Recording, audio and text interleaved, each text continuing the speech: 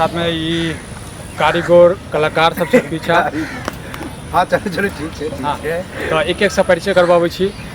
तो अपन परिचय दियो और बताबियो जे केहन लगले आजुक दिन। बढ़िया लगले। हाँ वीडियो बनले हाँ जी। हाँ अखन तो बनेलिए हैं वीडियो। अखन अपना तो हम अपने नहीं बढ़िया कह सकै छी नहीं नीके कह सकै छी, क्या तो खुद के दही के क्यों खट्टा नहीं कहै छै।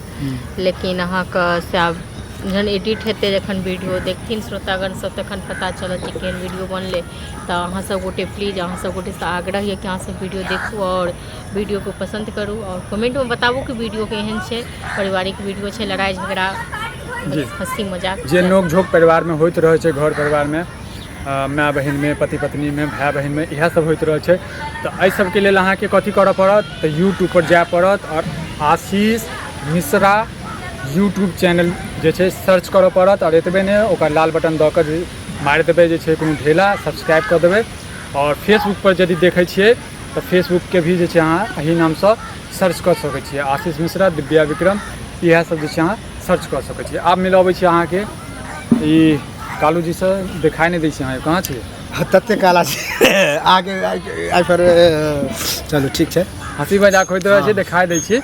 बताबू केहन लगले? सेम टू यू। कहे के मतलब जे जते ई सब अहाँ सब कहली ना वह बात शॉर्टकट मार दे। लेकिन हमहूँ कह दै छी बड़ नीक लगल और अच्छा लगे शूट करे में और रंग बिरंग के कॉमेडी बनलै है बनैली हन।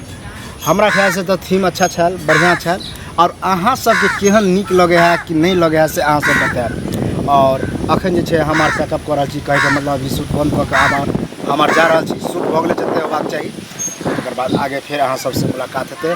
और हमहूँ कहऽ चाहब है कि फेसबुक पेज पर जेना यूट्यूब चैनल पर जै पर देखै छी, अगर फेसबुक पर देखू तो कथी कहे फॉलो करे ला फॉलो कर देवे और यूट्यूब पर सब्सक्राइब कर देवे।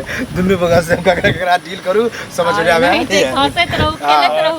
हम चाहबै जे अखन हम तऽ किछु खा रहल छी नहीं छी तो हम अपन गाना तो नहीं गाबि सकै छी। तो कालू जी एकटा गाना हम दऽ दियौ कनी।